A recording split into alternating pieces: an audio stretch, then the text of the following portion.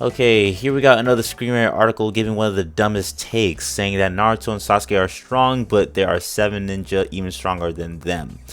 I'm not going to. All right, so here's the thing. There are, if it depends on at what point of the series, right? So like by the end of Shippuden, like almost no one can really stand a test to them. Not even like, well, you could argue Madara with or without six pass or whatever, but like I have a feeling this list is gonna be on the dumber side of things, because there really isn't that many people by the end of the series that could stand against Naruto and Sasuke. There are only a few, only the god level characters, and the fact what I'm already seeing at number 7 down here is already giving an L take. Tobirama Senju. He's not even top 3 Hokage, arguably. So like how I would rank top 3 Hokages, probably Naruto, Hashirama, Minato being there, arguable. Like Minato, Tobirama may be interchangeable, assuming Minato KCM is not included. But if so, then yeah, no, Tobirama is like around the 4th slot, and in all honesty, maybe even 5th. But what does Screen Rant had to say about Tobirama? Tobirama Senju strength shown during the 4th Great Ninja War when he was resurrected along with the other Hokage. With just the lift of his finger, he immobilized Sasuke. No, he didn't. He made Sasuke feel fear, but like he didn't like, if you're saying he immobilized him like in the sense of like, oh, his like aura like stopped Sasuke or like put him in his tracks, sure, but like he himself did not immobilize Sasuke, okay? Or his allies. They were prepared to fight if they can or need be against, you know, Tobirama and them. So they would have lost, but mind you, but like again, immobilize may be too strong of a word here. As the creator of the Edo Tensei, he contributed significantly to the Allied Shinobi Force's victory. By that logic, he also was one of the main reasons why you know, the detriment of the ninja world was at hand. Like him creating that allowed the Akatsuki to use the Edo Tensei to get their soldiers and stuff of that nature, like Obito, you know, reviving all those people. Like a lot of people died and stuff like that. So like this is sort of a flawed statement. Upon resurrection, he quickly encountered Orochimaru's reanimation jutsu and regained his free will, a feat requiring mastery of immense strength. Despite his limited exposure throughout the series, Tobirama was able to prove that he is formidable using the Flying Thunder God technique. He's whatever. Again, not like, all right. So Flying God Thunder technique. What is that gonna go against? Kurama Avatar Naruto KCM2 Sage Mode. Like that's not gonna do anything like against that. So and that's before Sage Mode or Sage's 6th path. So yeah, no, that this makes no sense. No. And you people wonder why I deem Minato overrated. It's because of stuff like this. He is strong for sure, but let's be real. He's arguably top 3 Hokage. Okay, I still interchanged him with Tobirama. You know, without KCM. Again, it's arguable. But with for sure, yeah, top 3. But I'm just saying, like, above, like, so you're saying Minato by the end. First of all, he lost against Madara in the war when he was using Sage Mode. Failed attempt to Sage Mode, mind you, but like still. Well, did he actually? Did he lose Kurama by then? I forget. But that being said, like Minato, during that war, he was more so on par with KCM2 Naruto in comparison. But and Naruto just got stronger by the end. You get what I'm trying to say? Like Minato peaked in the middle of that war arc area where Naruto still progressively got stronger. Same with Sasuke. So this doesn't make any sense. So what are they trying to say here? Well, Minato's family background is unclear, and he wasn't part of any big Konoha clan. His talents and determination set him apart. He became the youngest Hokage, I believe. And okay, yeah, I think he was 24, but I don't see how that has to do with anything. Age isn't really a factor per se. But okay, Minato is recognized for his heroic contributions. Third Great Ninja War, where he's single-handedly turned the tide in Konoha's favor. Flying God Thunder, yeah, again, Flying God against Susanoo. Full blown Susanoo. I don't think that's really gonna do anything, bro. He's tail is found. Yeah, no, this is Glaze. I respect Minato. Okay, he's an A tier character for me.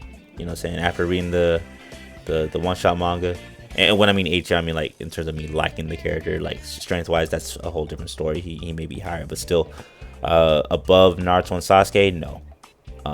This is just a flawed statement. My guy. Oh my gosh.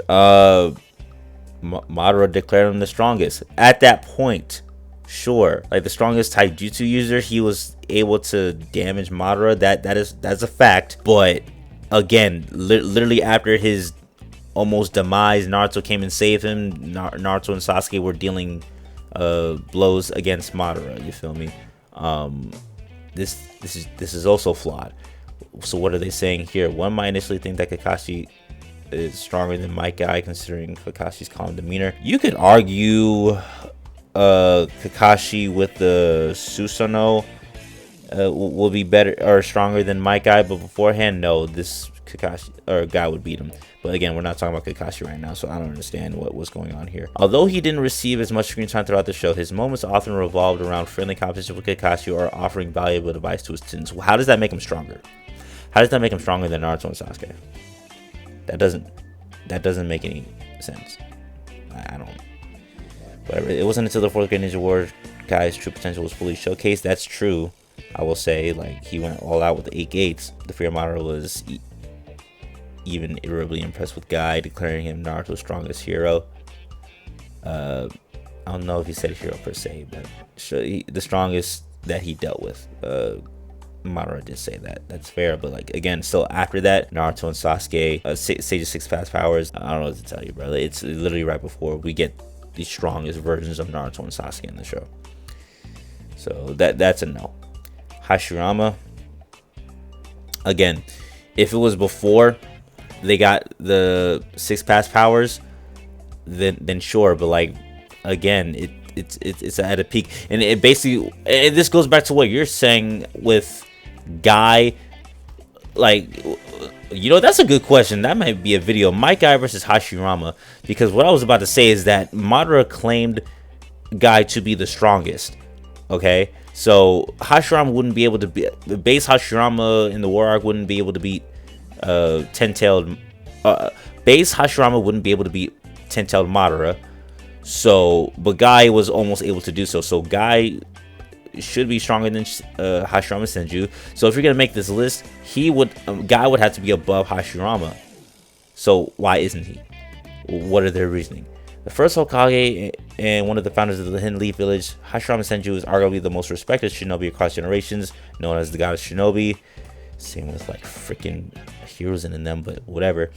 Hashirama possesses immense chakra reserves that allow him to master powerful techniques like multiple Rashomon gauge barrier jutsus. And okay, you're just naming jutsus. As reincarnation as Ashura Otsutsuki, Hashirama embodied both incredible power and a deep sense of compassion. You know who else was the reincarnation of Ashura Otsutsuki and embodied both incredible power and a deep sense of compassion? Naruto. Even when faced with Madara wielding the Eternal Manga Sharingan, the Nine Tails, Hashirama triumphed, cementing his legendary status. He's fighting a weaker Madara. Okay, and what you're talking about, that's a weaker Madara, a way weaker Madara than the one in when he was 10 Tails in the War Arc, and that Madara was almost getting swept by Guy. So this is flawed. Okay, debatable.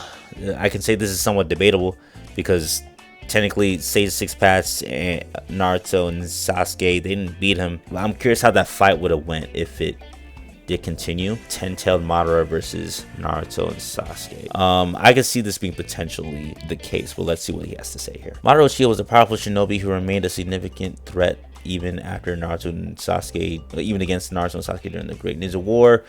Reincarnation of Indra Otsutsuki and here to, okay, you're just giving the basic like statements for his character as opposed to like actual statistics and feats for his character. While Hashirama Senju could defeat him during their era, and Madara eventually surpassed him in strength. That's what I'm trying to say. You even said right here, Madara eventually surpassed him in strength, but you mentioned in this part that Hashirama was able to best Madara. You get what I'm trying to say? So it's the timing of like your phrasing and stuff like that. That just makes it weird. But this again, this one could be arguable. Okay, if we're talking about ten-tailed, with both the Rinnegan, it's arguable. Hagoromo Otsutsuki, this is fair. Great. To be fair, obviously he has to be one of the strongest, if not the strongest. We haven't really seen him fight per se. We saw him fight the Ten Tails though, with his brother. That's generally about it. And wasn't that filler though? But that's technically canon too. Either way, he's definitely strong. He gave Naruto and Sasuke their powers, so this makes sense. Seal the Tensei. Yeah, I'm not. There's no point in reading this per se, but like, this one makes the most sense so far, I guess you could say. I just don't see Hagoromo boxing like that, like to be considered the strongest. But that's just, I'm a visual person, so like, you know what I mean. But logistically speaking, he has to be one of the strongest, if not stronger than both. But yeah, this one makes sense. And then number 1, Kaguya. I'm not mad with this. I'm not. It took both of them to seal her, even including Sakura and stuff. So, like hand-to-hand combat or whatever, like it just wouldn't be a factor. Like if it was one-on-one, they would have lost. Both of them needed the combined strength in order to just seal her, not even kill her. So, this I'm not mad at. This makes complete sense as to why she'd be considered the strongest against the two. So fair enough. What do they have to say? I'm just sort of curious. Origin of all chakra on Earth. She is the foundation of shinobi history, which would cease to exist without her. Her limitless chakra reserves and ability to manipulate dimensions effortlessly made her nearly invisible. And that's what I'll give her. Like, she's very powerful. Dimension hopper. Feats are crazy with her. As much as I don't really like Kaguya per se, again, I warmed up to her. Just existing. I do give her credit where credit is due. She is a formidable opponent. During the Great Ninja War, even Naruto and Sasuke struggled against her. Yeah, no, this all makes sense. There's no point in further reading this. So that being said, most of this list is still an L. There's at least 4 people in this list that I would not consider. If I had to include Naruto and Sasuke in this list, they would be right around here. So maybe above Madara and maybe above Madara. Again, that's arguable, but not above these two. You know what I'm trying to say? At least potentially speaking. So yeah, this list is still an L. What is it? Naruto and Sasuke, but these 7 ninja are even stronger than these heroes. Even stronger. That is insane. Like, it's not the worst thing in the world for someone to say Minato would beat Naruto. It's just wrong. It's just wrong though. It's just wrong. Like, I can make an easy argument against it. Then let me ask you guys, do you guys think Screen Rant is making some sense with this list though? Like, do you think some of these picks are valid? If so, which ones? Or would you switch some things around? Where would you rank all these characters if you included Naruto and Sasuke in the list? Let me know in the comment section below. Other than that, thank you guys for watching and have yourselves an amazing and blessed day. Peace.